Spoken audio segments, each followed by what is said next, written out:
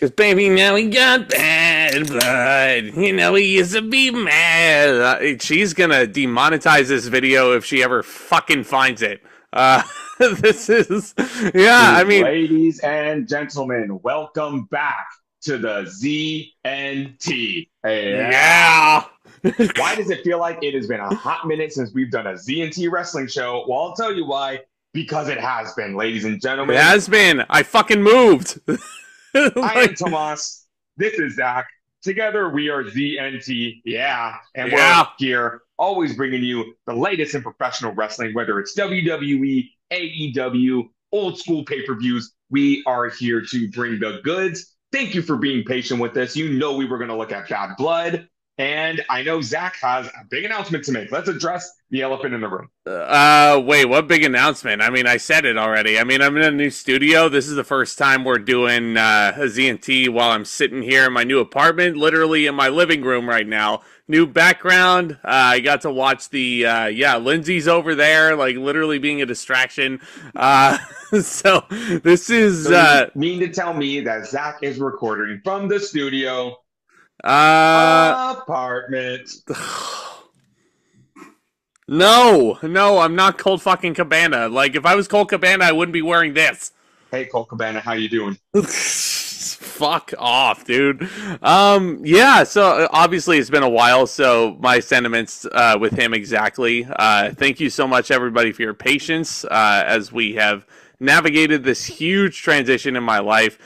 Hit that subscribe button if you're new. Hit that thumbs up. But yeah, y'all knew that you were going to be hearing us talk about Bad Blood because apparently it was a pretty eventful show. You know, nothing really like noteworthy happened after that main event, did it?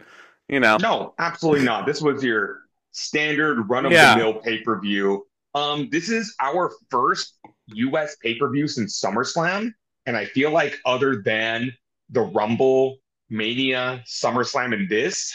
It's been all international shows, so it was nice to be back to a sense of normalcy here in the States for Bad Blood. But, you know, I feel like this pay-per-view was kind of shrouded in controversy, but I thought it was a very solid show. I thought it was very fun.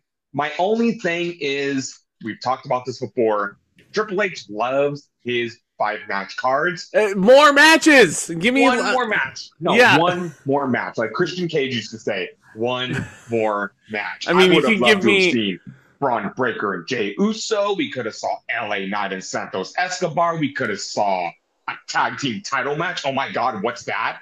Word to Jey Uso winning the Intercontinental Championship from Braun Breaker in what I think could be one of the biggest feel-good moments of 2024. We could have had that banger tag team title ladder match with Tama Tonga being so unserious as he retains the belts for his team. We could have had Carmelo Hayes and Andrade and their epic best of 7 that they've been having recently. We could have had one of those matches here. We could have had Last Monster Standing between Reed and Strowman with the return of Seth Rollins at the end, costing Bronson Reed the match. Could have had Sheamus versus Pete Dunne in a good old fashioned Donnybrook match. Like, there's so much that you could have added to the Bad Blood card to make it. Again, I know that the WWE is going through a huge transition period. You know, that's a good segue into this. A huge transition period themselves. SmackDown's now on USA. NXT debuted on the CW. Monday Night Raw is not only moving to Netflix in January, they have reverted back to 2 hours for the rest of the year with their deal with USA. There's a lot going on with WWE, and I know they need to book big-time matches on television, but I don't want to say it's as bad as like 2019. I don't want the pay-per-views to get neglected as well. I just feel like when you have a 5-match card, you're just so restricted to what you can put on the show and what you have to leave off of the card. You know, I've heard people saying 7 matches. I don't need 7 matches, but a good solid 6. Again, you could have thrown Jay Breaker. You could have thrown Andrade Hayes. You could have thrown Dunn and Sheamus. There's just so much opportunity here to get more people pay-per-view time. And if there's my biggest gripe with this pay-per-view, it's probably that. Because I feel like the 5 matches that we got, like aside from the opener, which we will certainly talk about, not a lot of these matches felt like premium live event quality as opposed to Braun Breaker versus Jey Uso, for example, like the Last Monster Standing match. Like the matches that we got on Bad Blood, like not bad wrestling, but this is definitely, in my opinion, probably lower tier of WWE pay-per-views, which is not really saying a lot because it was still a solid show, still very entertaining from start to finish. But I agree with you. One more match, maybe even two. I'm fine with the 7-match card. Make it feel premium again. That's what I'm saying.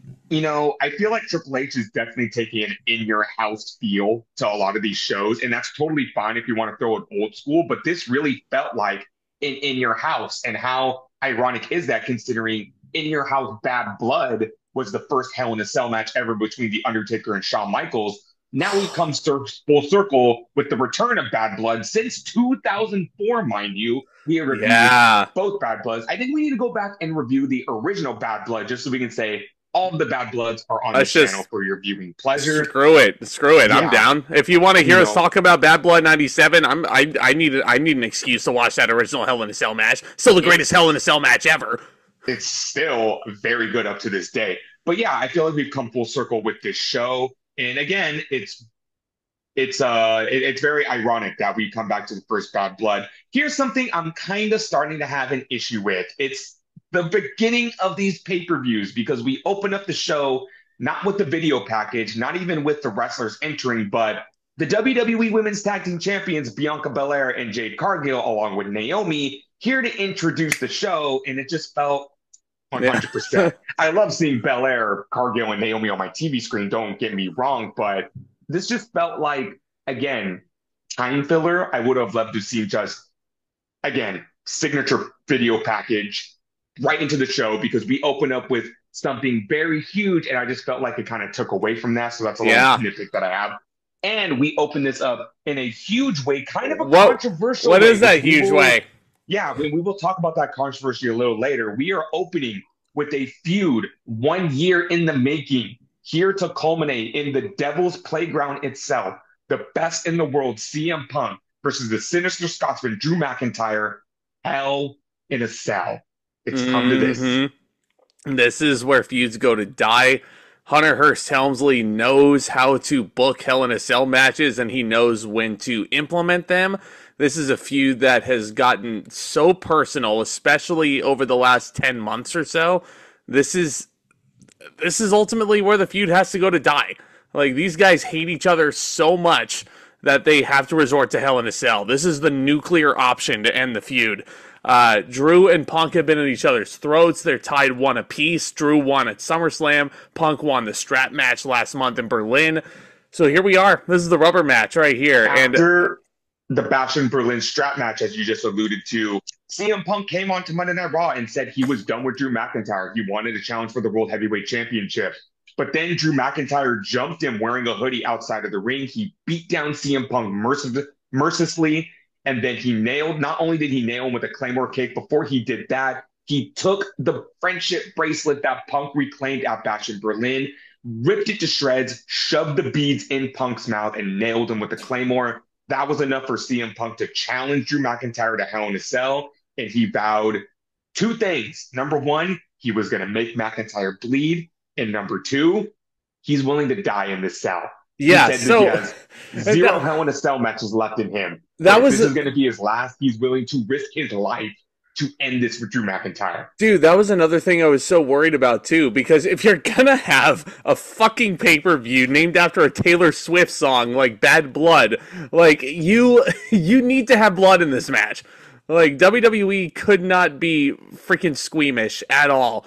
And thank God that they weren't. This match was brutal. This match really got down to the point and the nitty-gritty. It was dirty. It was grimy. It was bloody. Everything you'd want in a Hell in a Cell match, that's for sure. Again, this is Hell in a Cell. This isn't Randy Orton versus Sheamus in 2010. This isn't Alberto versus Punk versus Cena from 2011. This isn't Braun Strowman and Roman Reigns that went to a no contest. This isn't Seth Rollins versus Kevin Owens. This is a blood feud. This really harkened back to your Triple H and Shawn Michaels, your Triple H and Mick Foley, your Triple H and Chris Jericho. Notice how I said Triple H and all of those. He's the king of Hell in a Cell.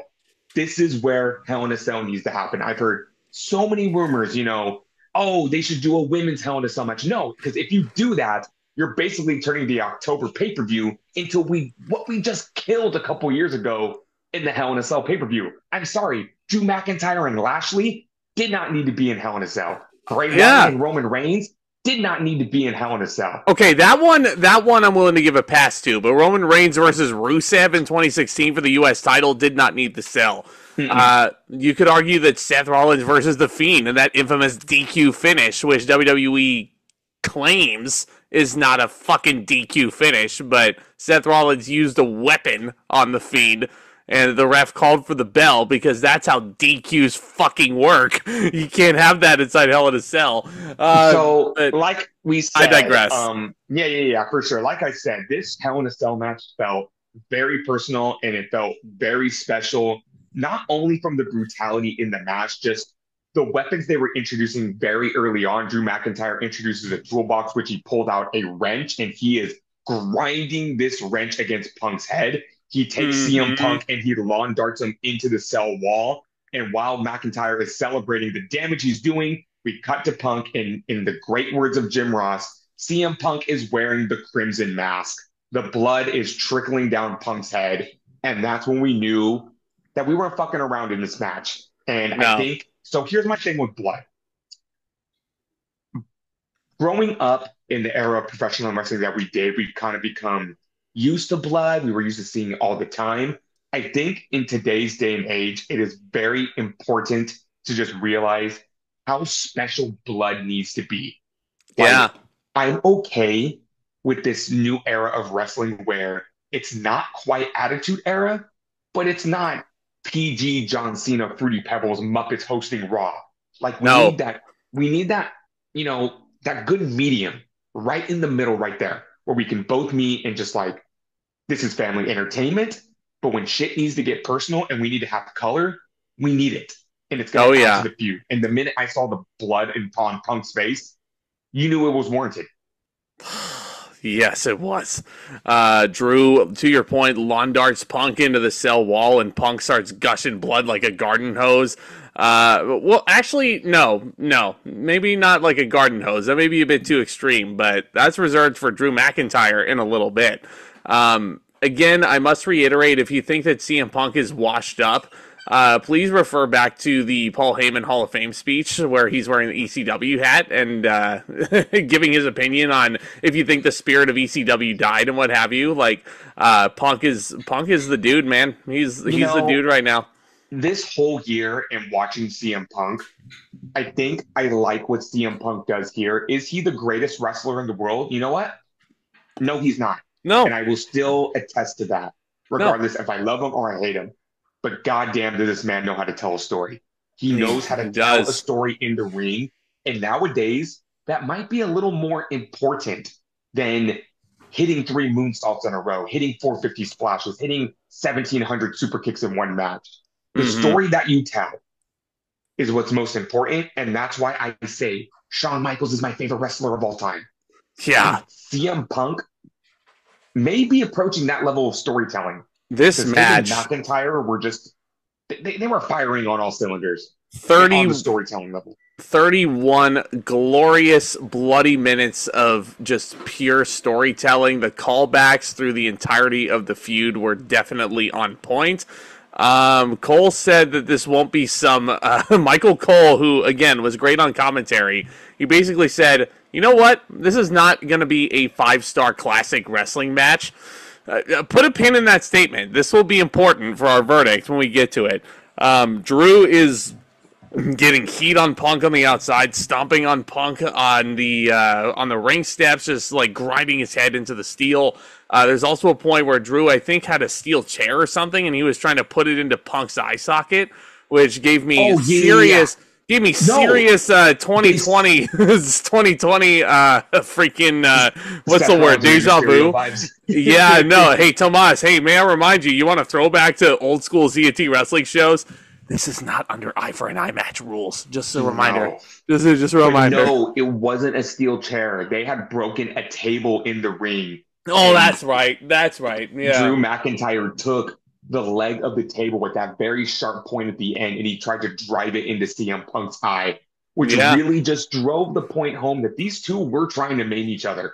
These Hmm. two were trying to end each other's careers. And very hot take. I think I like the storytelling in this match more than Hangman Page and Swerve Strickland. Do you think that this was partially CM Punk trying to prove a point? That you can kind of tell a blood feud in a safer manner inside Hell in a Cell than Hangman and Swerve did, because you didn't see syringes used in this match. You didn't see real fucking cinder blocks, go cry me a river, used in this. Like, it was tables. There were a bunch of WWE traditional chicanery with weapons. I mean, there was a toolbox A involved, but toolbox. that was about as extreme as it got. Punk pulls And the that's the toolbox spot out. right there. Yeah, like he freaking waylays Drew, and like Drew takes it right on the crown here, and Drew is just Bleeding leaking. buckets. It looks like a Tarantino flick in there. Drew is just gushing blood right now, and this actually is a legit cut here that Drew got. He ended up getting 16 staples in his head after the match. Drew's a badass. I Drew is will a say, badass. probably my favorite spot in the match is when Drew McIntyre was setting up for the Claymore kick and the referee tried to intervene by wiping the blood Yes. off of McIntyre's forehead. And he Yes. just shoved the referee to the side, like, get the Yeah. hell away from me. Oh And man. he nails CM Punk with the Claymore, and Punk kicks out. Punk hits a go to sleep on Drew McIntyre. He kicks out. And I think my favorite part about this match is that after one of the Claymore spots, you think the match was kind of like nearing towards the end. No, I think they were at the halfway point because this match, very, very, very, very, very not so often is there a wrestling match that I don't want to end.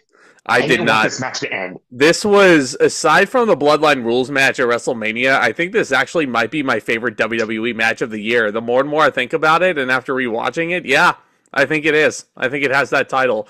Punk and Drew are just, again, beating the crap out of one another. Punk, like I said, hit him with the toolbox. They were doing the near fall sequences, kicking out of finishers. The referee is the referee Sean Bennett is probably the biggest heel in the match because he has the towel, just doing his job to try and protect these guys in a death match situation. My Which, favorite visual of the match is when Punk locked on the Anaconda Vice and he's just wrenching it and the blood is dripping down his forehead. You see both of them just like the Crimson Mask. And it was just such a sick visual.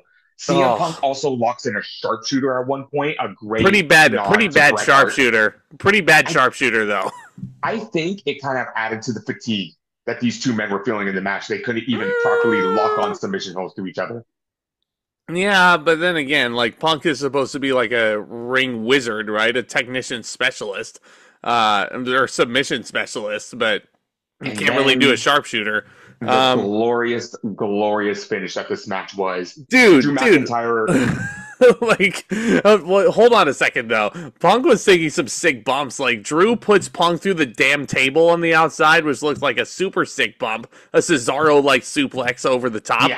yeah, You also had Punk getting hit with a white noise slam on the that's steel right. steps. Yes. Ugh. Oh my God. Yeah. You know. So once Drew McIntyre hits another Claymore and fails to get the win, he pulls out a little black bag.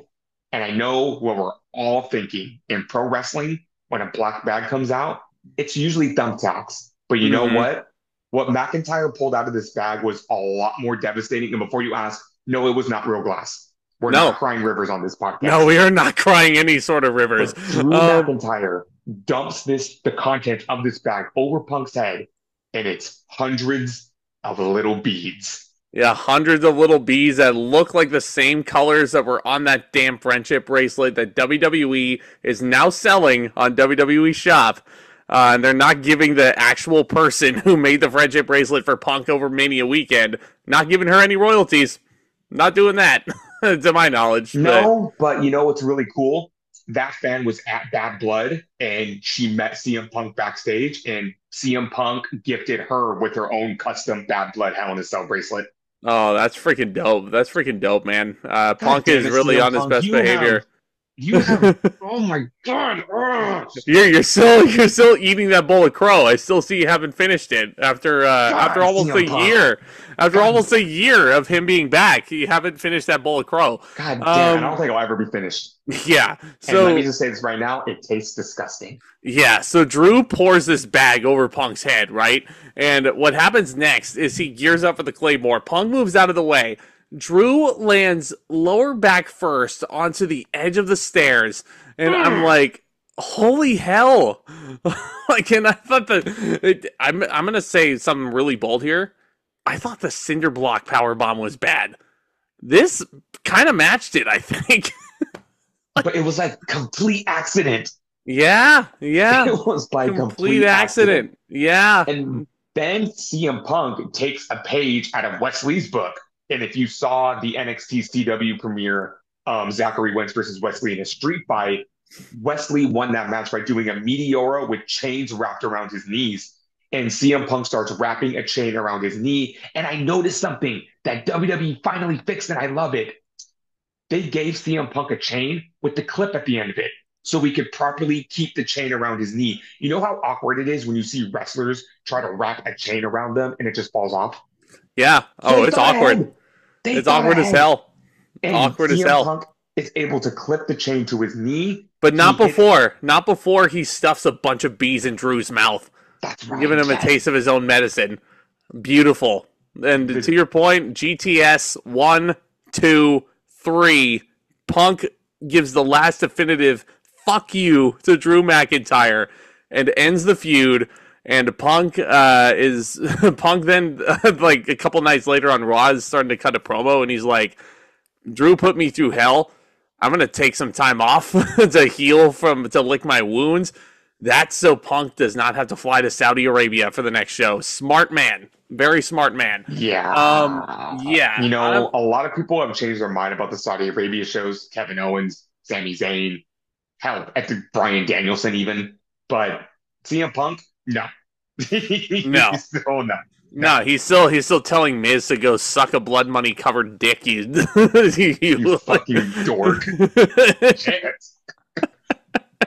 Anyway, it's fucking brutal, man. Hey, CM Punk apologized for that comment. So He did. I mean, how do you not give this match 5 stars, honestly, with the story that these guys were telling? This is absolutely, I'm gonna, like, bury the lead here. This match should have gone on last.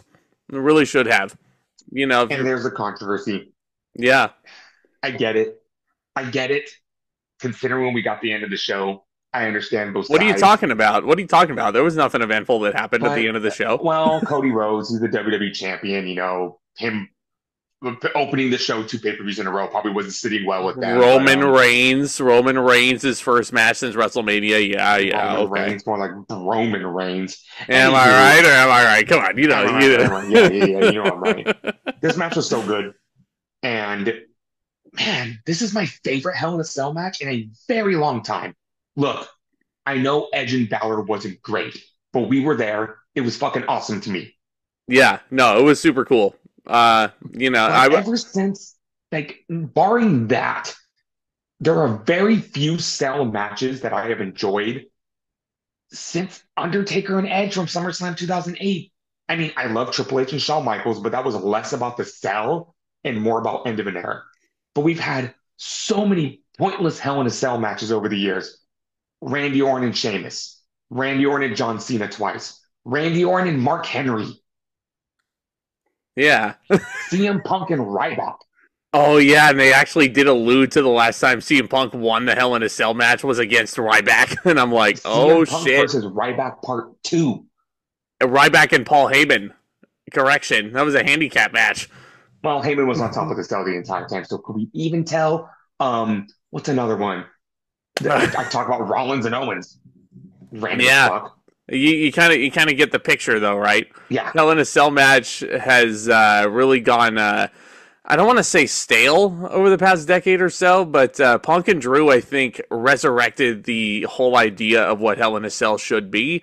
I think it's a great homage to what Taker and Shawn did 27 years ago to the day in that original Hell in a Cell. And I can't wait to see the next time Triple H decides to bring this one back. I wouldn't say bring it back for another year. Definitely keep the cell as mysterious and like as ominous as it is. Let that be the nuclear option when there's a feud like this that just gets so completely out of control that this is the last resort to end it. So that's what it should be. Shinsuke Nakamura versus Baron Corbin. That wasn't Hell in a Cell, was it? That should be in Hell in a Cell. No. Why would you put that in Hell in a Cell? That doesn't make sense. I'm thinking with Vince logic right now. Oh my gosh. If Vince was still booking the show, Seth Rollins and Bronson Reed would have been in Hell in a Cell. Yep, absolutely right. Well, if Vince were booking the show, Bronson Reed would still be Jonah in New Japan. So, just throwing that out there. If Vince was still booking the show, Gunta would be Vladimir Kozlov 2.0, and he would be doing... Gunther would have been fired by this point, but anyway, yeah, no, that's not the point of this podcast. Great Hell in a Cell match. It's up there with WWE's match of the year. Punk and Drew should both be very proud of this match and very proud of this feud.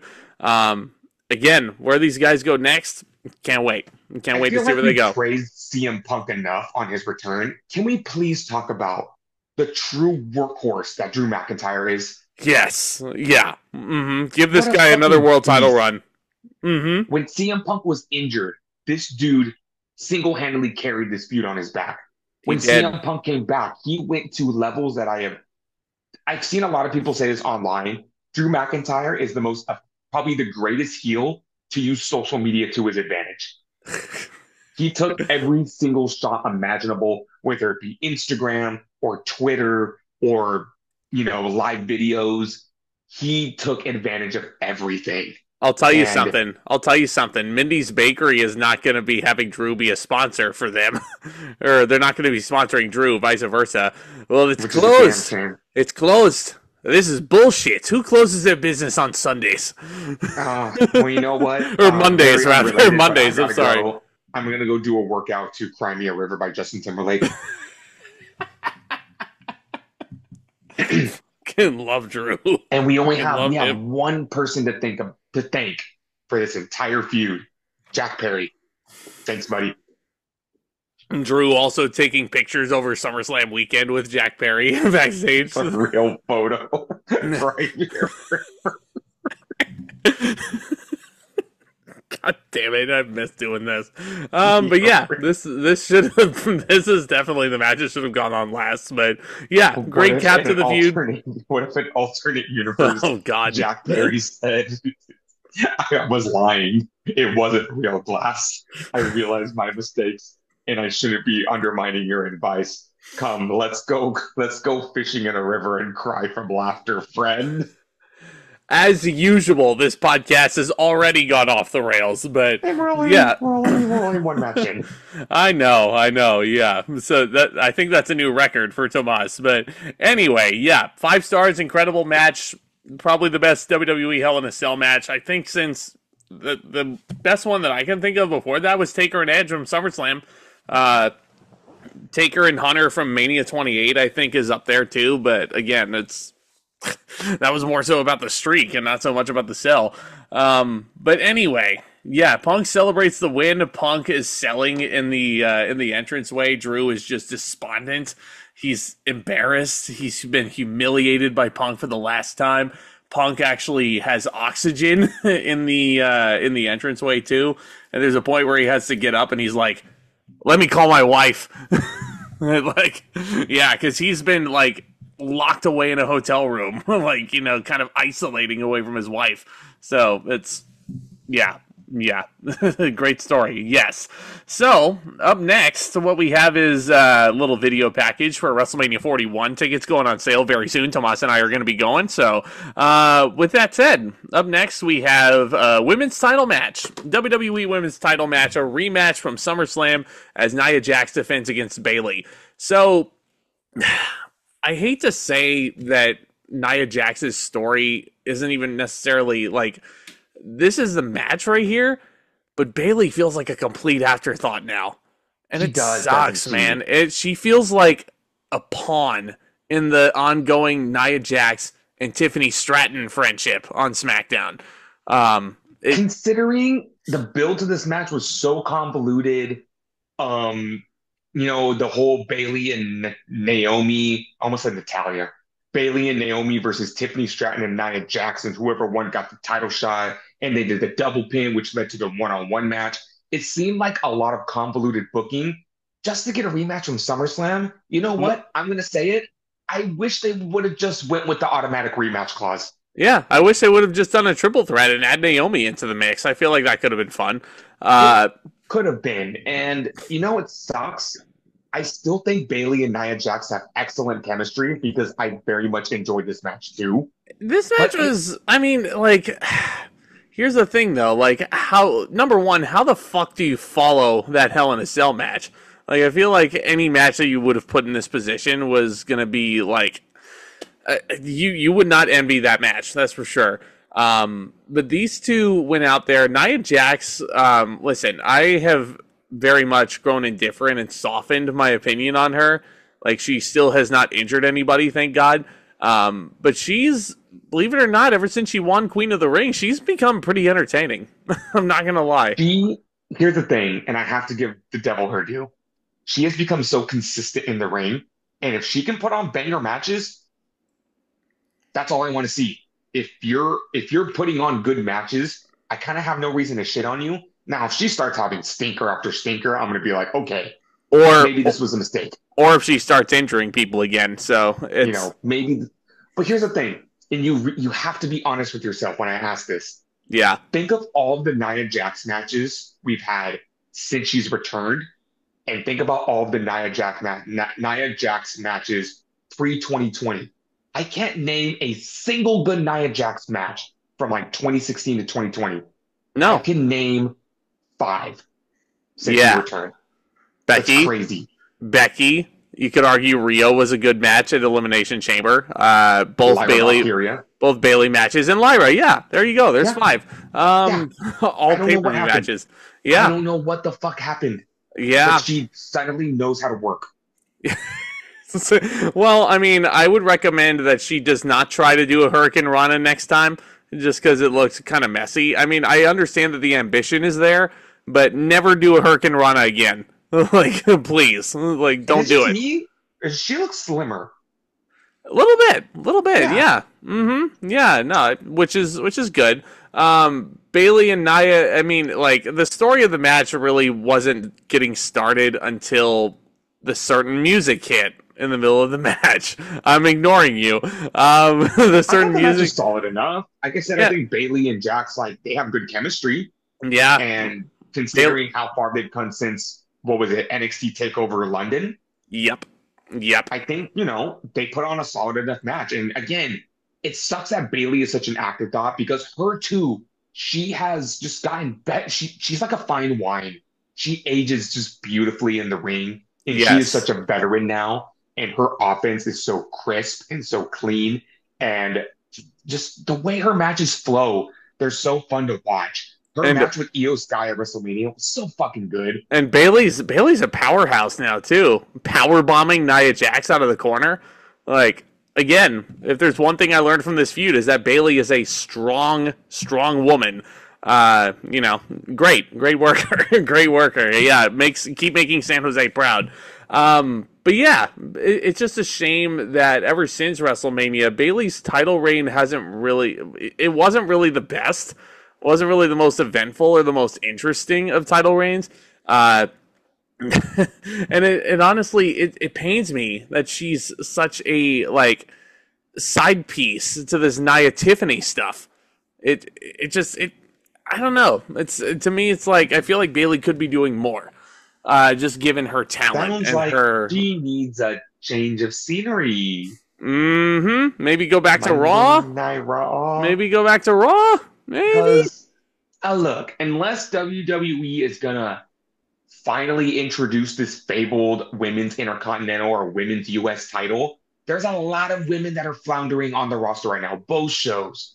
I'm looking at you, 10-woman tag match from Monday Night Raw that made me sick to my stomach because it reminded me of a 2010 Vince book match. Yeah, yeah. I mean, right now, yeah, Bayley's the last of the four horsewomen standing right now. Becky's taking time off. Mercedes is being a bitch in the other promotion. Charlotte is injured. So Bayley's the last of the original four horsewomen. So And I feel like she should be a bigger deal. let me say this right now. If this women's intercontinental championship does happen, I couldn't think of a better inaugural champion than Bayley. Oh yeah, oh yeah, without question, without question. So you want to just cut right to the chase here because the match itself, I didn't really find all that interesting per se. Tiffany Stratton runs down to the ring with her cute little briefcase, looking like a total Barbie doll. She runs out there and she is conflicted. Once again, it looks like she's about to cash in. Nia Jax is down and out. And then she's about to give the briefcase to the referee, but then Nia does the Undertaker spot where she sits up. It was pretty sweet. It was so funny. Like, she sits up and she's like, "Bitch, what are you doing? What are you doing?" Didn't she tell Nia Jax on SmackDown that she wasn't going to cash in? Well, you got to remember that Tiffany Stratton is a heel right now, and heels lie constantly. So, of course she was going to try to attempt to cash in. So I really did like this spot because with their distraction, Bayley is able to roll up Nia Jax for a very close near fall. Now, I'm going to tell you right now, I would not complain whatsoever if they put the title back on Bayley. I knew she wasn't going to win it, but that was a pretty cool near fall. That had me convinced for a second that maybe Bayley would win the title back. Yeah, no, there were some good false finishes, good roll-up sequences, but Nia hits an avalanche Samoan drop and then the bonsai drop. Then it's the same fucking move. I mean, she sits there like Yokozuna even, which, again, bonus points to Nia Jax for paying homage to a member of the bloodline taken from us way too soon. Bonsai drop. She's sitting there, and then she, like, does the arm cross, and then she looks at the camera and she winks when she gets the 3 count, and I'm like, this woman realizes that she has a troll of all trolls, and she's a really fun character. She fucking gets it. I hate to admit that. She just fucking gets it now. She gets the business. In her brain. She gets the business. Her and Triple H must have just sat down for a very long time to be like, you need to understand your role in professional wrestling. And once you do, you're going to succeed a lot better than you did last time. Yeah. And she's doing it. Yeah, I'm going to give this match 3 stars, though, for their troubles. I thought it was solid enough. I mean, again, it wasn't the most interesting match in the world. I think the finish is probably what people are going to remember the most about it. But yeah, I mean, 3 1/4. No real big complaints about it. Yeah, well, clearly you liked it more than me. But yeah, no, the finish was definitely very fun. But yeah, up next, you got another little grudge match going on, don't we? There's some bad blood between these two guys, too. This is a feud that I like. This is a feud that is necessary. Mm-hmm. But there's a lot of elements in the build that just feels like they're just looking for an excuse to drag it out. And I know in the past we've said they could drag this out to WrestleMania. I kind of don't want to see that now. Literally, like, after this match ended, like, well, what is it, first of all? It is the outlaw. It is the punishment. All rise for the bad guy. The Archer of Infamy, Damian Priest, going one-on-one with the Prince, Finn Bálor. So this has been a feud boiling since SummerSlam, ever since the devastating backstabbing of Finn Bálor to Damian Priest, the complete crumble of the Judgment Day, and it's come down to this. Let's talk about the issues I have with this feud. Number 1, Finn Bálor, right out the gate, said, Priest, I'm going to stay away, and when you least expect it, when you feel safe, I'm going to strike. These guys have interacted every single fucking week since SummerSlam. Yeah. That's a big red flag, isn't it? That's issue number 1. Issue number 2. Look, I get it. Damian Priest is the big bad baby face, which is probably the best way to describe him. They need to make him look strong. They need to make him look badass. But I am so tired of every single week on Raw seeing him fight off 4 guys because it is unbelievable. The offense looks so weak. Like it's like McDonough and Carlito and Dom are just pawns to him. And he's just dealing with them with ease. And it's just like, I'm tired of it. I'm sorry. In reality, 1 guy cannot fight off 4. They're like little street trash cockroaches that Damian Priest can't kill. You know, like they just keep coming back and they're annoying, but Damian Priest and, keeps stepping on him and stepping on him and stepping on him. And there's only so many times that I can see either Priest fight off the Judgment Day when he really shouldn't have, or the Judgment Day just beats down. So here's my issue. Here's my issue with this feud. It's not necessarily the setup, because I thought the betrayal of Finn Balor and the look that Finn Balor gave Priest at SummerSlam was fucking nice. But this Bad Blood was way too early to have this match. I said it on another podcast. I swear to God I did.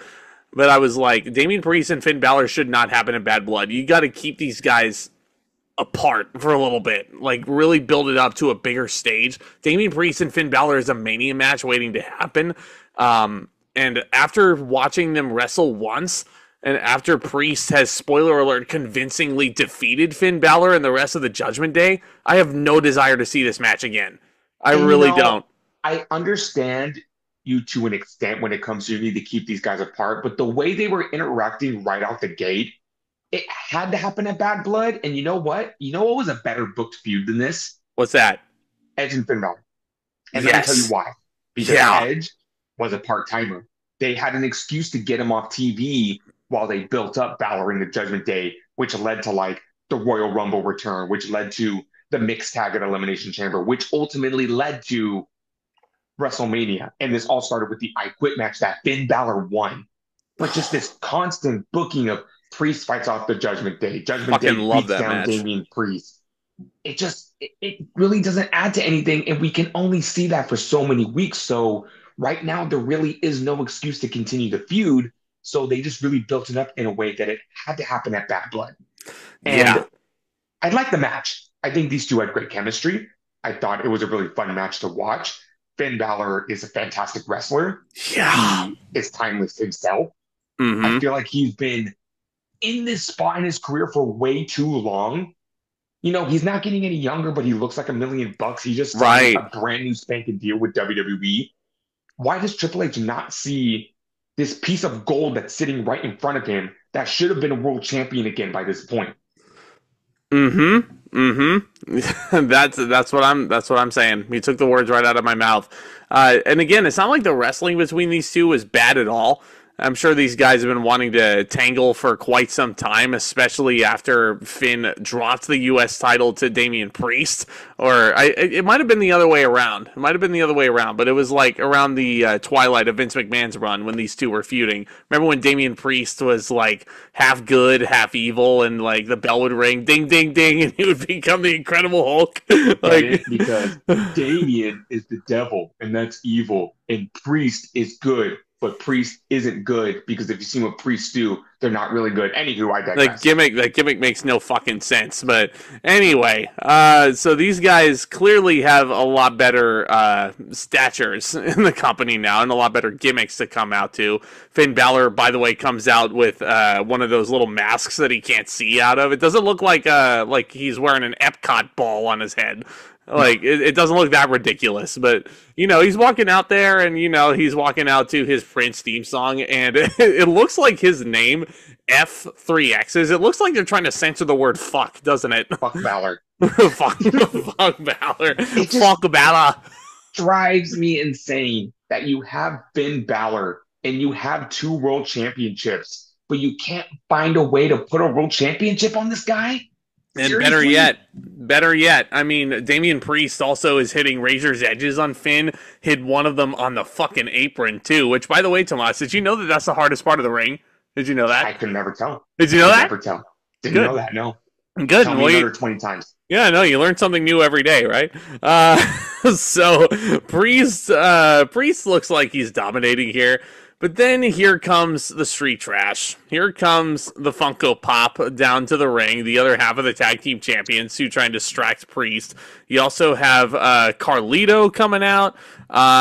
Priest is fighting him off. Balor ends up hitting a coup de Gracie off the top rope, and then he gets a 2 count. This is my issue with this ending here, right? So Balor hits a coup de grace on the back of Priest's neck, right? He's getting help from his goons. Tries for a coup de grace again. Priest counters right out of it, and then he hits a South of Heaven chokeslam, and he pins Finn Balor. Balor looks like a fucking chump. Like, he tried to get help from all of his friends. His friends could not do a damn thing to stop this monster. And Priest basically hits one finishing maneuver on Bálor, and that's it. Like, it's Look, I understand, glaring. especially since Damian Priest just came off being the World Heavyweight Champion, and I do want to see his momentum keep going. I do think he's still very over with the crowd. He's still a star on the rise, and I'm really enjoying his booking and them keeping the booking consistent. It's just it sucks that it has to come, you know, it has to come at the fate of Finn Balor. At the expense of Finn Balor, you mean? Yeah. Yeah, it's so aggravating because they could be doing so much more with Finn. They really could. Now look, I know where this is headed, and I don't want it to head this way for this one reason.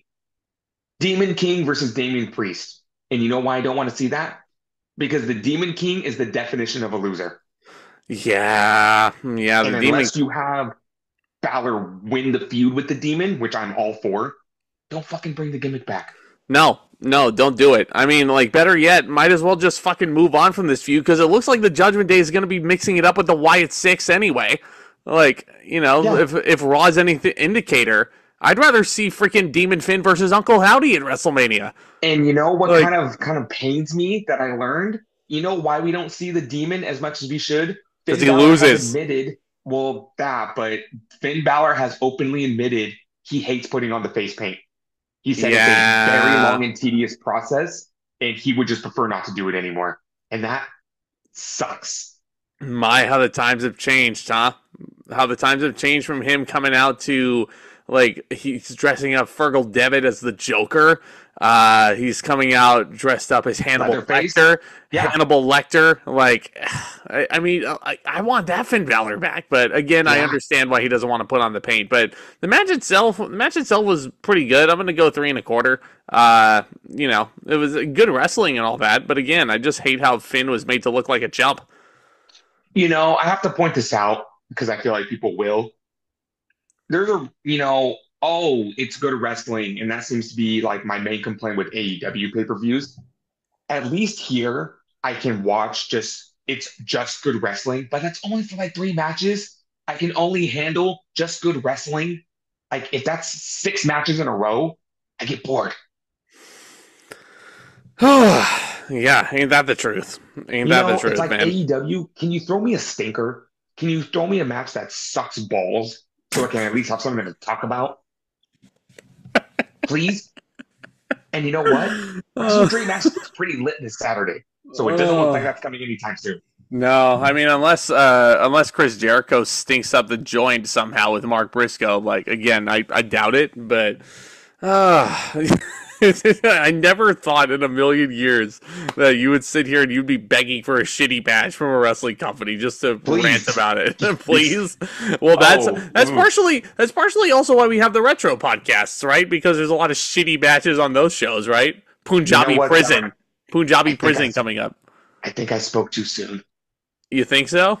Because what do we have up next? Oh boy, here we go. So this is another rematch from SummerSlam. Liv Morgan defending the women's world title against Rhea Bloody Ripley. This time with Liv Morgan's Romeo, Dirty Dominik Mysterio, suspended above the ring in a shark cage. So the idea is keep Dominik out of Rhea's business for once. I mean, I would much rather see Rhea versus Dominik one-on-one, but WWE doesn't have the balls to do intergender wrestling right now. It's this match again, like it started off like, okay, you're gonna have some fun here. Rhea is fucking over with these people. Like she is the face of the women's division right now. Liv Morgan's a great heel. These two have really, really good chemistry together. Like you don't believe me after watching this match? Go back and watch their match at SummerSlam. That match was fantastic. Was nowhere near as good as their SummerSlam match. No, not even fucking close. This match, I will say, was bad. Yeah, and again, it's not the girls' fault. It's really not the girls' fault because they now, were. I'm not saying Morgan and Ripley are shitty wrestlers. I'm not saying that whatsoever. The first 10 minutes of the match was perfectly fine, perfectly average, really nothing to write home about. Um, I don't like this booking though of the champion looking like a chump because that's what the build has felt like.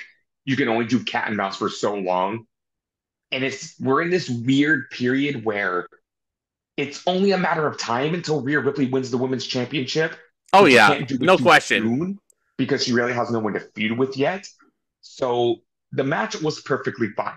Yeah. Nothing really to write home about, but I have to talk about this shitty, fucking awful finish that Yeah. ruined any credibility this Okay, match so ever could have let's had for me. let's set the stage real quick. So, like I said, Eddie Guerrero's son is actually suspended above the ring in a shark cage, right?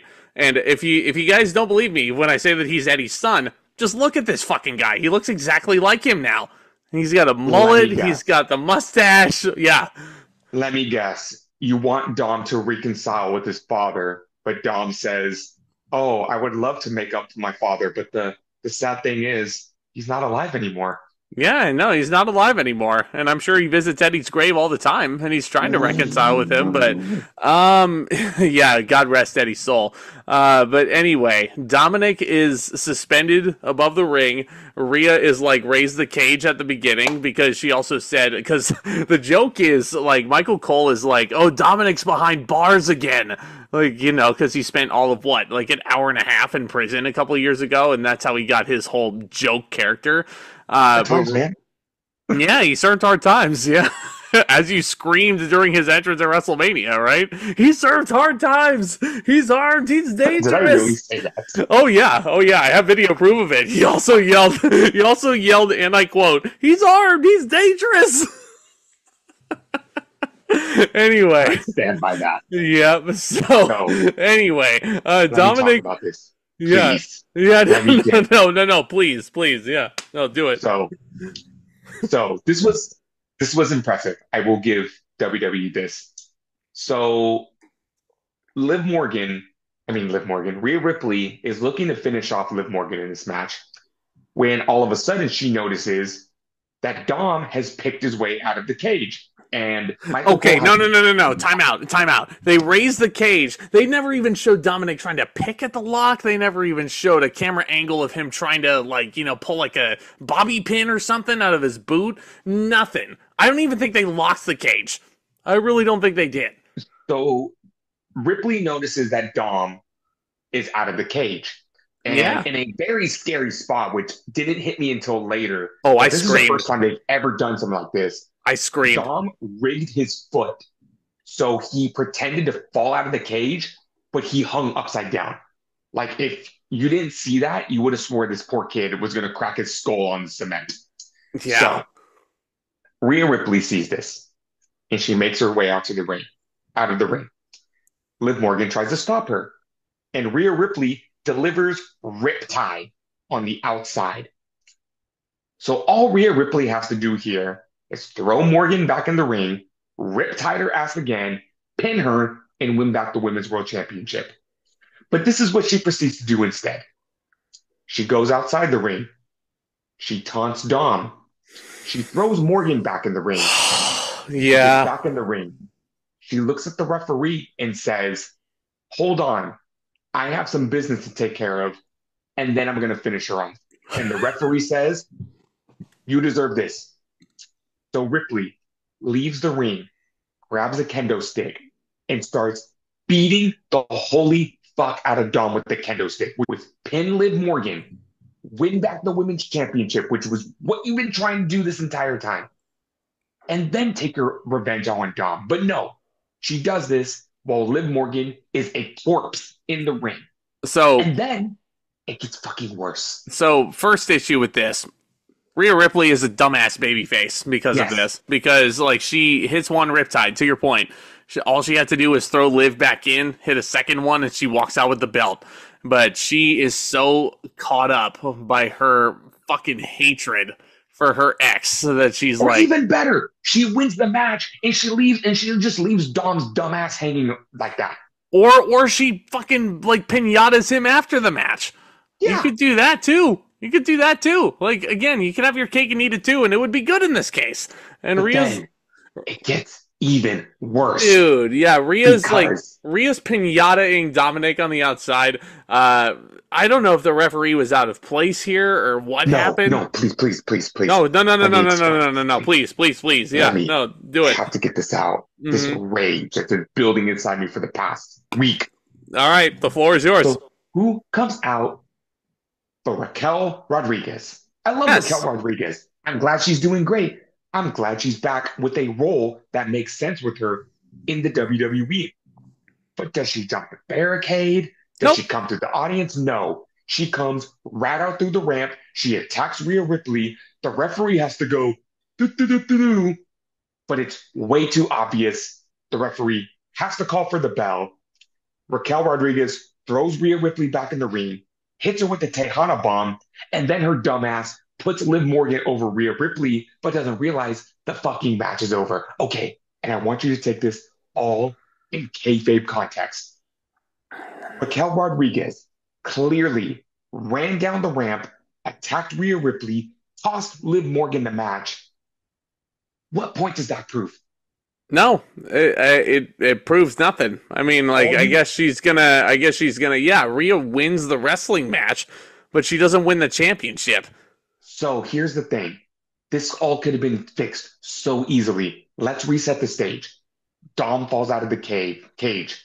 Rhea Ripley notices. The referee leaves to attend to Dominik Mysterio because he needs to be in the cage and he's trying to help this kid from not falling and cracking his skull. While Ripley is looking at that, Rodriguez comes from behind through the crowd, hits Ripley, hits her with the Tejana bomb, puts the cover over 1, 2, 3. That's all you had to do. Like, it's so easy. Like, wrestling is so easy sometimes, but the way they actually did it and how many fuck-ups there were with the finish and how many miscommunications there were, it can confuse even the most casual viewer who's never seen wrestling before. Because Lindsay was watching this match with me, and she was like, what just happened? What just happened? You know? She's like, so are they on the same team? Or, like, what happened? I'm like, beats me. I can't explain this. Yeah, the way they were celebrating was just, why are you celebrating? Liv, you lost. You lost. So with that being said, this was the worst match of the night. Mm-hmm. This was so bad. I can only give it 2.5. And that's a bad 2.5. Oh, dude. Like, I think you may be being too nice. You might be being too nice. Oh, man. I'm going to go... Now, I can't be mean. I can't give the match like a star because the wrestling was still good. But that finish was so bad. So fucking bad. I'm going to go 2.25. I'm going to go 2.25. The more we talk about this, like, ugh. Yeah. No bueno. I think I need a match or 2.25. This was just out of pure hatred for the finish, which bad. Yeah, it was really, really bad. But if you want, hey, listen, moral of the story is, Tomas, if you want to talk about like bad wrestling matches, be careful what you wish for, because you got this match, you got this stinker. But let's actually rewind a little bit. Let's I'm gonna pull a Dave Skylark here. Let's circle back a little bit. Let's circle back a little bit. So before this match, actually, you get Triple H walking down to the ring. I love seeing Triple H. I love hearing this music. Yeah. Right? Yeah. So Tomas is like, I wish we weren't talking about this, but we got to. We have to, because it plays into Crown Jewel. So he walks out there. Yeah, and Hunter's like, We're gonna make Crown Jewel a spectacle among Crown Jewel tonight. I am the game. Saudi Arabia Prince wants to see something bigger. Yeah, so he reveals a very gaudy looking championship belt, which could only have been paid for by blood money. It's what's known as the Crown Jewel Championship, which is going to be decided every single year at Crown Jewel, with the men's and women's world champions both squaring off in singles matches. First of all, this is a huge issue because Nia Jax and Liv Morgan are both heels, but you also don't want to see Cody or Gunther get pinned in that match. Like, there's no way that the finish is gonna be like as squeaky clean as you'd want it to be. Um, it's like to the Survivor Series over the past like decade or so before War Games came back. Like, you put all your storylines on hold just so you can do like some brand supremacy bullshit. I hate that. I hate it. Like, I thought we were done with this. I thought we Now were. look, Cody Rhodes versus Gunta is a match 2 years in the making. It's kind of a match we have to have at this point, considering their history in the Royal Rumble and such. Yeah. But not at the cost of both of them being world champions and one of them has to get pinned. I'm Yeah. going to give an early prediction right now. Cody Rhodes does not win this match. No. It has to be Gunther, especially because Gunther does interrupt Triple H with his awesome theme music. He and Hunter shake hands in the middle of the ring, and he's like, Oh. I have to point this out. They Yeah. were in Atlanta, Georgia, which yes, is WCW territory. Yeah. And give Triple H credit for paying so much respect to WCW history. Oh my You God. have Throughout the Miss- night. Yes. You have Yeah. Miss Jacqueline, who has just signed a brand new WWE Legends deal. You have DDP, who has also signed a Legends deal. You have X-Pac. You have Scott Steiner in the audience. Man, I Mickie can't. James was there. She's not even Yeah. in WCW, and that was really cool. I But can't wait. I can't wait for DDP to make an appearance in the Royal Rumble and hit a diamond cutter. Yeah. Shoulders back, DDP. chest out. Yeah, DDP was there. Steiner was there. Bill Goldberg was there. Wait, Oh fuck. Yeah, well, I mean, they were in Atlanta, which is Bill Goldberg's hometown. So Goldberg was there. I mean, so you want to bury the lead here. Gunther comes out and he is talking about all the legends that are here, and he's trying to pay respect to all the legends. And immediately the crowd knows where he's going with this, and they start chanting Goldberg. Oh. Well, and listen, Tomas, hold on. You can't really blame the Atlanta crowd for chanting for their hometown guy. It's almost like, being mad at a Pittsburgh crowd for chanting for Kurt Angle, but I understand comparing Kurt Angle to Goldberg is like comparing apples to oranges, but again, I can't necessarily blame the crowd for this. Moldy old nectarine that's been sitting out in the sun for 2 weeks and is sprouting those little white hairs. And then you see worms crawling out of it. And Ew. You're Continue. ridiculous. Yeah. So anyway, Goldberg is sitting there with his wife and his now teenage son Gage, who looks like he's about to join the NXT developmental brand with Declan McMahon. careful who you make fun of in middle school. Yeah. Gage looks like he could kind of kick your ass now. But in any case, Goldberg, Gunther. No. Don't I'm- fucking say it. I'm gonna give. Wait. What are you gonna say? No. We're talking about Gunther and Goldberg. No. I don't want this, man. I don't fucking want this match either. But I mean, Man. watch Goldberg fucking cost Gunther the world title against sorry. CM Punk at Survivor Series. I'm sorry for everything that I said. I'm sorry for everything that I did. I'm sorry for stealing that candy bar when I was 8 years old. I'm sorry that one time I didn't feed my pet hamster. Please, for the love of God, don't make Gunther and Goldberg a match, please. Well. Again, Tomas, be careful what you wish for, because I it didn't looks wish like for this. I know, but you wanted to talk about a shitty match, so it looks like we might be getting it. So this is what you Gunther's get. capable of having a shitty match, though. I know. He probably isn't, and he'll probably carry Goldberg to probably one of the best matches of his life. But I'm just sitting here hoping, watching this segment in a vacuum. I feel like it would be inoffensive if it didn't lead to anything, and Goldberg just got a hometown pop. But But here's the thing. Goldberg's a little bitch. He wants one more match. yeah, he does, doesn't he? He does. This fool has had like 8 more matches. Yeah. And sucked. So Gunther, I'll give him credit for being as savage as he's been on the microphone, because he. Fuck. Did we talk about how he like freaking roasted Bret Hart and he said, "Hey, listen, you were my second favorite wrestler of all time. My first favorite wrestler, his name is Bill Goldberg." And he said it just to get under Bret Hart's skin because we know how much Bret Hart fucking hates Goldberg for ending his career. Like, it's just so fucking funny. And then Gunther gets on the microphone, he looks dead in Goldberg's face, and he's like, "Hey, Remember how I said that you were my favorite wrestler of all time? Well, that's not true. That's not true. And I'm And like, he looks at Gage and he says, "I just hope that your father is as good as a father as he was a professional wrestler." And no, no, no, no, no. He said, yeah, no. I already know I misquoted that. Yeah, no, no, no. It's okay. It's okay. He said, let's just hope that your father, let's just hope that he is a better father than he is a professional wrestler. For some reason, this really offends Bill Goldberg because he takes pride in being a great dad. Like, he loves his son to no end. And And then Goldberg gets up, and I'm just praying to the God he above. gets up, and Michael Cole is begging him not to get involved because I'm sure Michael Cole doesn't want to see this match either, deep down. But Gunther also throws in a great line where he's like, "Come on, come on, Bill, I got 3 minutes for you." That's just going to be the scariest part if this match does happen. Gunther is the stamina machine. Mm-hmm. And Goldberg is going to get winded after the first 2 minutes. Yeah, no, he sure is. But thankfully, Sami Zayn comes to save the day, and I know this is a little outdated of this reference, but Sami Zayn is challenging Gunther for the World Heavyweight Championship, but he came up short on Monday Night Raw.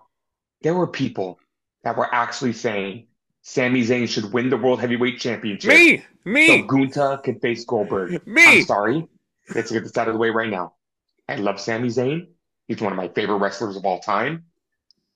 Gunther's been champion for 6 weeks. Well, and not time for him to drop this title.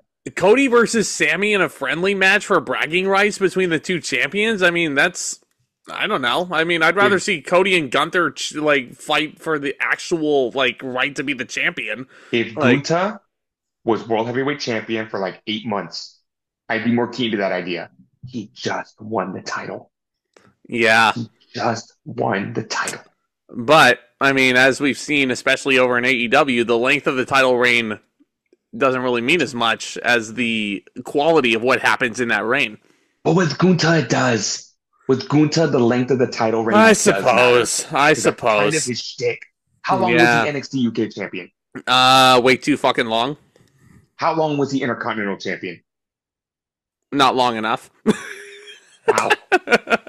Damn. Yeah, he should still be Intercontinental champion. I don't give a shit. He should hold all the championships. I love Gunther. He should be that meme of Triple H holding all the WWE belts from the Ruthless Aggression era in the post. Yeah. Watch out, Liv Morgan. He's coming for your Women's World Championship. Oh boy. But anyway. Let me guess. You want to see Gunther versus Mercedes Moné for the TBS title? I mean, any excuse to get that belt off Mercedes is good, so I'm okay with that. But we're not talking about AEW right now. We're talking about WWE Bad Blood, of course. We'll talk about AEW this weekend. Yeah, hey, well, I'm looking forward to the pay-per-view, so. Yeah, me too. But anyway, what is our main event of Bad Blood? It's not the Hell in a Cell match, even though it should have been. In the great words of Mark Henry, it's time for the main event. It is the new bloodline, represented by Solo Sikoa and Jacob Fatu, versus the WWE champion Cody Rhodes, and for the first time since WrestleMania, the OTC Roman Reigns. Yep. Since Roman Reigns' return, acknowledge the OTC. Since Roman Reigns' return, he has had one goal, and that's to get the Ula Fala back from Solo Sikoa. Solo Sikoa wants to win the WWE Championship, but he's failed on 2 occasions now. But it looks like Cody Rhodes and Roman Reigns have a common enemy in the new bloodline. So they have respectfully decided to put their differences aside so they can take out the new bloodline. And in a great segment between Cody Rhodes and Roman Reigns at the Georgia Dome, they talk for a bit. Georgia Tech. Thank you. Sorry. The Georgia Dome is no longer standing. Says you. It's not. Great line. It's not. It got demolished. After Roman Reigns and Cody Rhodes compare each other's careers to each other, Roman Reigns looks at Cody Rhodes and says, "You are in my way. You're in my way of life," and just walks away. There is so much tension still between Cody Rhodes and Roman Reigns, but again, they're willing to put their differences aside to face a common enemy. Can we talk about these fucking entrances? So Solo comes out, and Jacob Fatu is actually dancing to Solo's, admittedly, bop of a song. I love Jacob Fatu.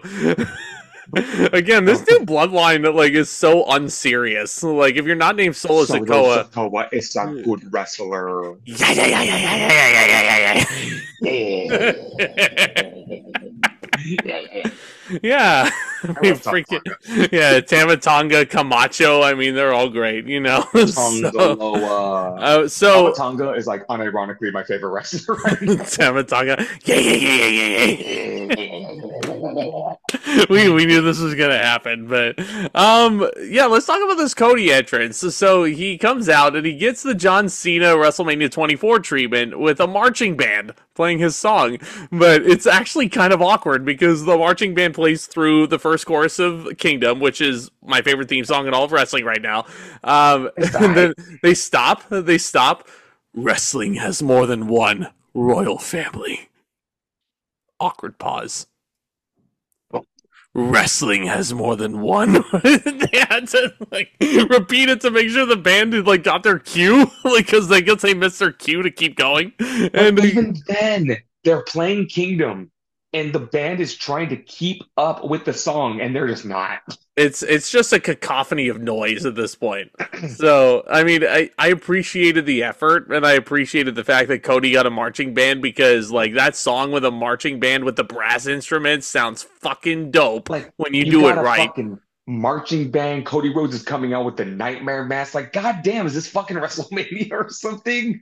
It was Yes. cool at SummerSlam, but I'm just like, God, Cody, you don't have to wear the mask every pay-per-view. Yeah, well, I mean, just like he doesn't have to walk out with like 10 different people in his entourage, right?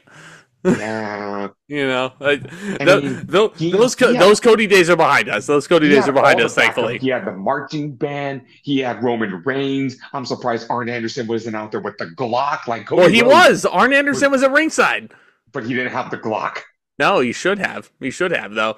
Roman Reigns comes out after Cody, which honestly kind of tells you what the WWE thinks. I mean, these are the two, and then we finally get to see the orange teriyaki chicken Roman Reigns come out. That's what OTC stands for, guys. So he comes out, he gets like freaking bongos that are playing like along with his theme song. Bongos. Again, it's like You got I a whole mean, fucking orchestra again. It was WrestleMania all over. it really was, wasn't it? It really was. But yeah, Cody and Roman are basically the Rock and Austin of this generation. Two white meat over baby faces that Vince McMahon wishes that he had.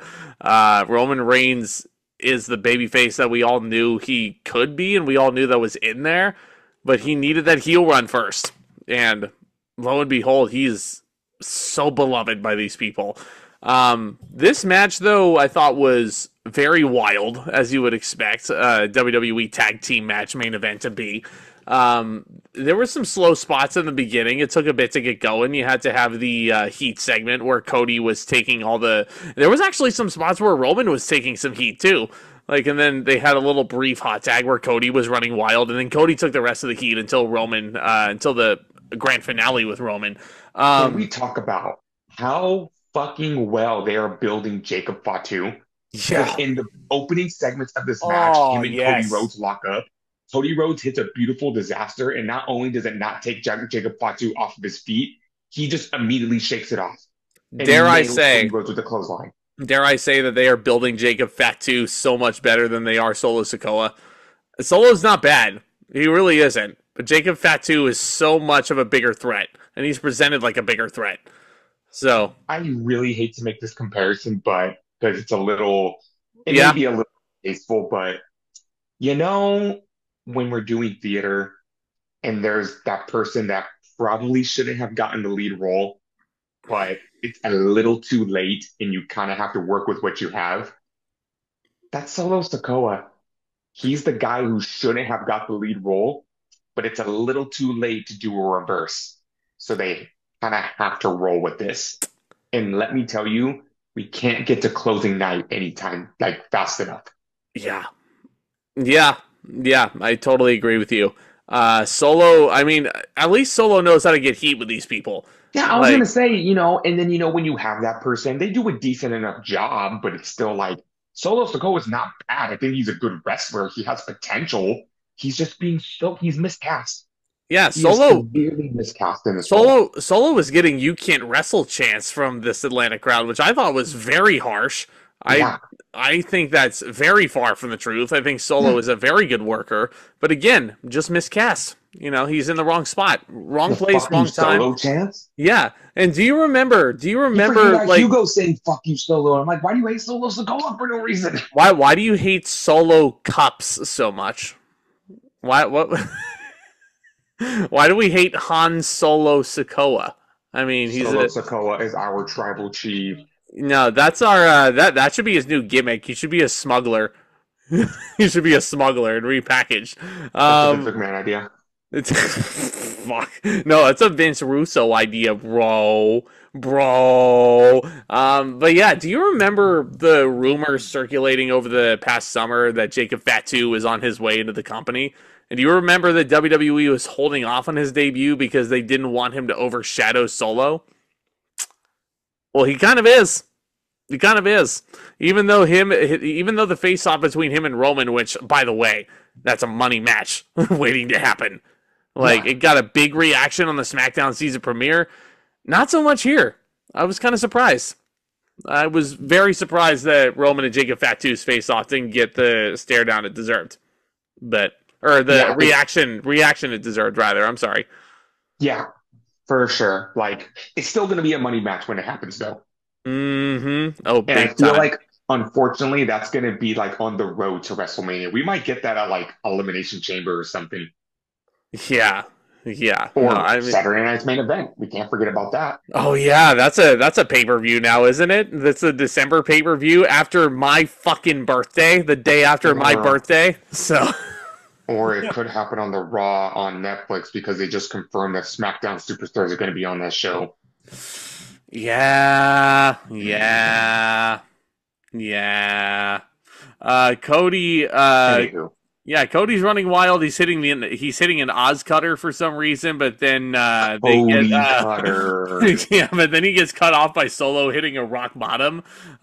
Jacob Fatu then hits a Samoan drop, of course, because he's a Samoan werewolf, so he has to hit a Samoan drop.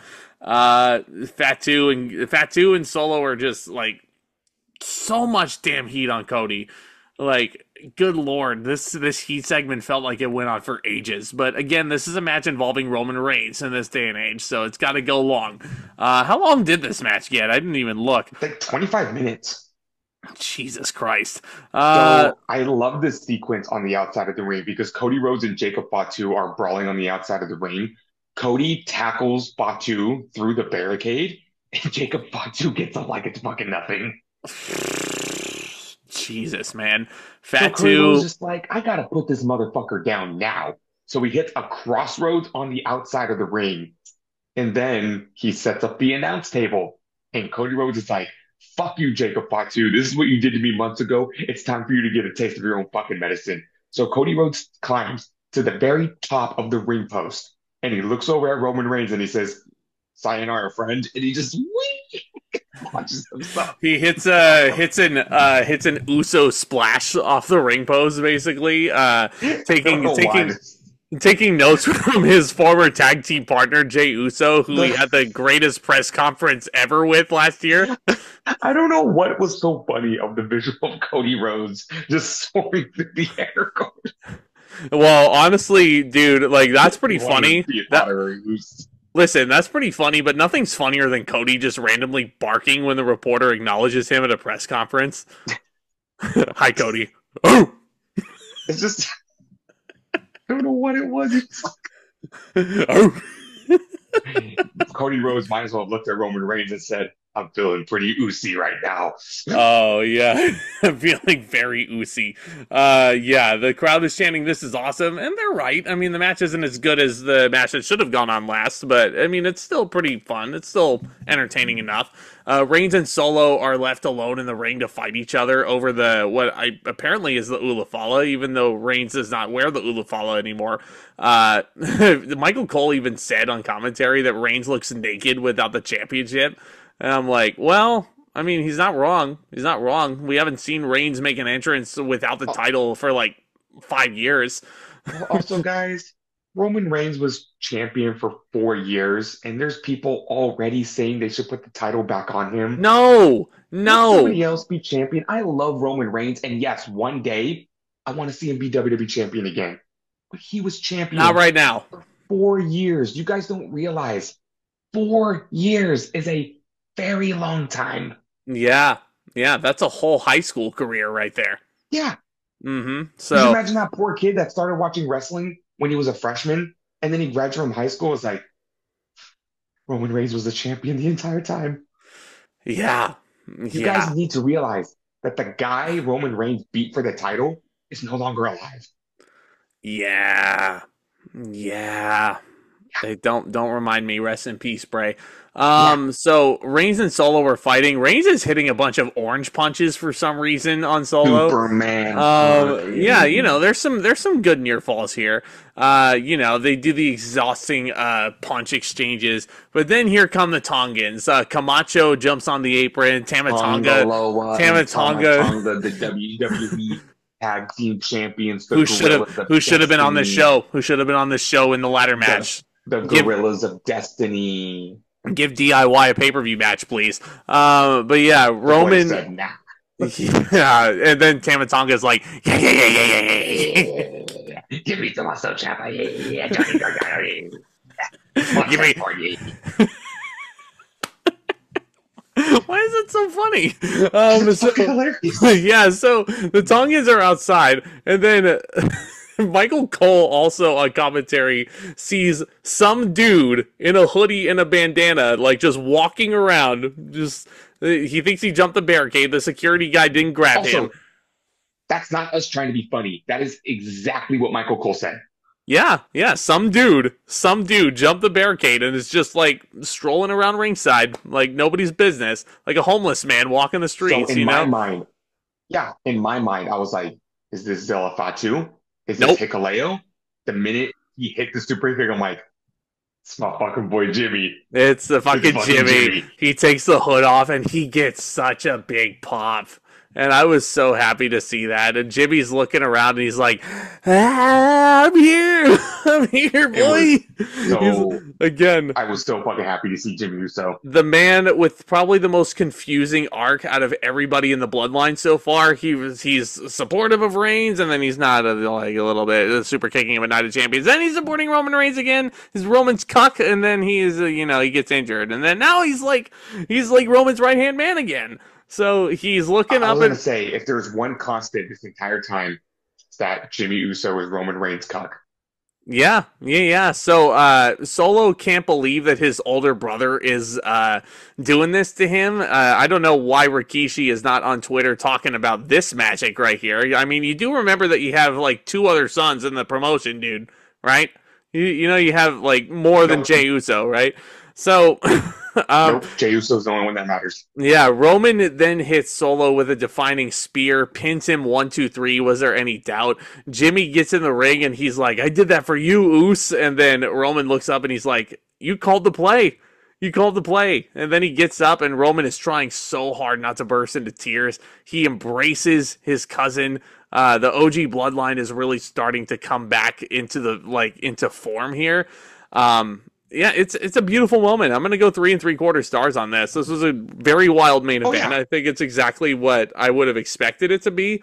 Roman and Cody winning was never in any doubt. Roman getting the pinfall, I don't think was ever in any doubt either, because this guy just lost his title and you gotta like rebuild him somehow. And him getting the It simple was win over Solo was the way to do it. I'm glad that Solo was the one that got pinned and not Jacob Fatu, because he still got to protect him. But yeah, so this was a great feel good moment. I'm gonna match your 3 3/4 stars. After the match, while Roman Reigns and Jimmy Uso are embracing, they look over and they see Cody Rhodes, and Roman Reigns is like, we finished our business. Now I want my championship back. They look at each other, they embrace. Reigns and Jimmy leave, but then the bloodline comes back and they start attacking Cody Rhodes. Jimmy looks yeah, at Reigns and says, we got to help him out, man. We got to help him out, Oos. And he convinces Roman Reigns to get back in the ring. They clear the ring of the bloodline, and Roman Reigns actually hands the WWE Championship to Cody Rhodes. We all think great pay-per-view, fun ending. Yeah. The Rock. No. The The Rock Rock. didn't. The Rock didn't The show Rock. up. No, that was the end. The No, Rock. that's it. The Dwayne. Okay. The Oh, Rock. the The final Dwayne. boss. Well, look at this. Look at your son. Look at your son now, Mama Rose. Yeah. So, all joking aside, yes, The Rock does make his triumphant return, and this is, 7 months. this Gone in a is, blink of an eye. I this feel is like it was just yesterday.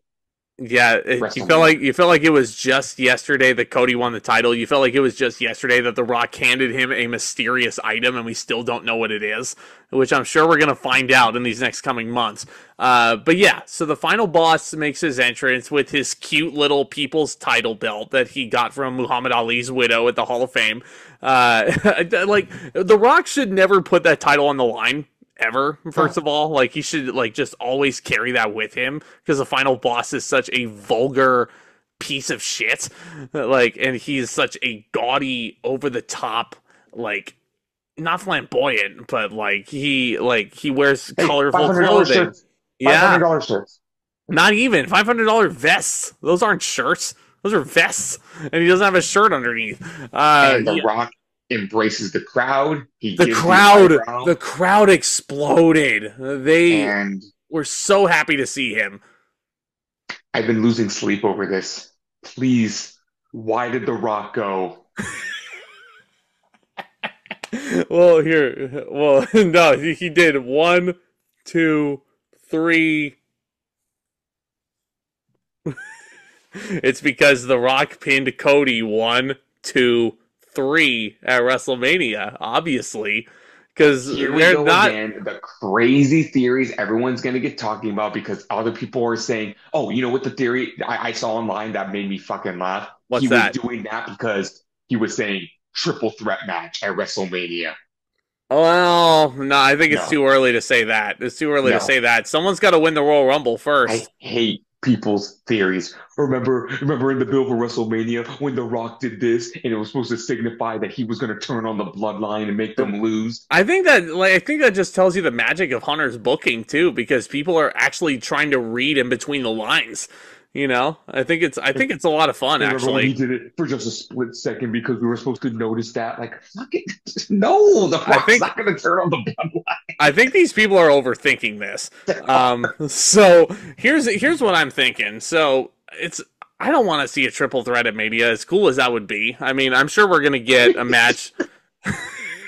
And why did he count like this? I mean, it should obviously go 1, 2, 3, right? You know but why did he go? because he is obviously alluding to the fact that he's going to be wrestling on John Cena's retirement tour. He's going to have Fucking God, get the fuck out of here. thrice in a lifetime. You gotta have the rubber match. You gotta no. He gave Cody Rhodes John Cena's arm back. You gotta have the rubber match to The Rock and John Cena. They're tied 1-1.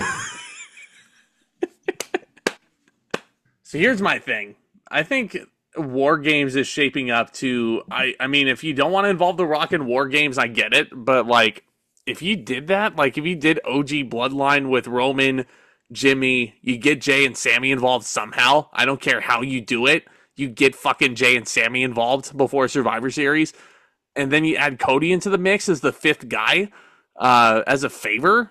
If The Rock does go in there as the fifth man for the new Bloodline, like, I don't know, man. I think that would be a pretty freaking epic War Games match, if you ask me.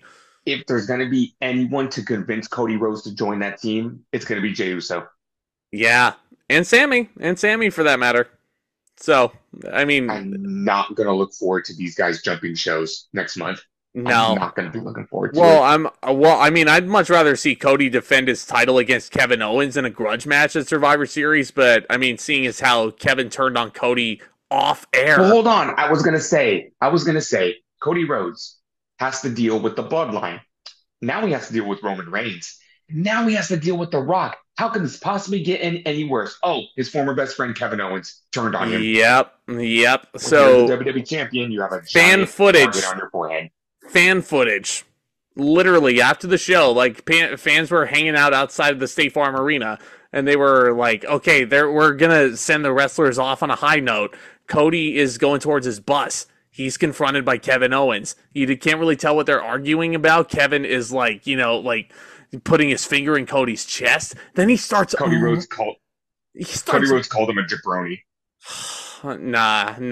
Nah. Cody said, "You're not invited on my next Disney trip. I can't give you an extra ticket this time. It's just gonna be me. It's gonna be me, Brandy, and Liberty this time. I don't have the money. I don't have the money to give." If that was the case, Kevin Owens is 100% justified in kicking his ass. He is. Yes, he is. Kevin Owens. Go on. Sorry. To your point, starts mauling Cody Rhodes outside his own bus. Doesn't leave him in a bloody heap like The Rock did before WrestleMania. But man, what a unique way to do a heel turn. And here I was thinking that they were just going to rehash Takeover Our Evolution with Owens powerbombing Cody onto the apron to turn on him. Like, I'm glad they're doing it this way. I think it's cool. So, again, the sky's the limit on what WWE is able to do with the storytelling. And most importantly, they want you to tune in to SmackDown this Friday. I'm down to tune in. I'm down. So, with that said, Bad Blood 2024 gets a 7.5 out of 10 from me. I don't think it was the strongest show by any stretch, but that Hell in a Cell match, I think, really propelled it over the top, in addition to the ramifications of the main event, which was very entertaining in its own right. Again, I think adding one more match that stood out on TV, like a Jey Uso Intercontinental title win, that would have really helped this pay-per-view, I think, tremendously, putting it over the top as a classic. But yeah. I'm going to give this a solid 7, a solid B. I thought it was a very good show. I don't think it really measures up to a lot of the pay-per-views this year, but I still think it was a solid show. And as long as WWE keeps pumping out solid quality pay-per-views, I'm a happy fan. Yeah, well, speaking of quality pay-per-views, the train never stops. AEW Wrestle Dream is coming up. I don't know if we can actually get to it this weekend because Lindsay and I are going to Disney ourselves coming up, so that review will probably be a little bit later, but we still have some retrospectives to catch up on. Backlash 2006, I recognize that we have not gotten to it, but for obvious reasons, I could not record. So we'll get to that. We'll get to Judgment Day. We'll get to, like I said, AEW Wrestle Dream. I think we are good. Oh, we will be getting to WWE Crown Jewel at the beginning of November. Like I said, there's always wrestling to talk about here on the channel. Yeah. So great to be back on the ZNT show, and we know we'll be back to this very, very soon. Me too, man. I'm so happy to be back recording and making videos for all of you guys. Y'all are the best. Thank you again for your support. Commence that back talk.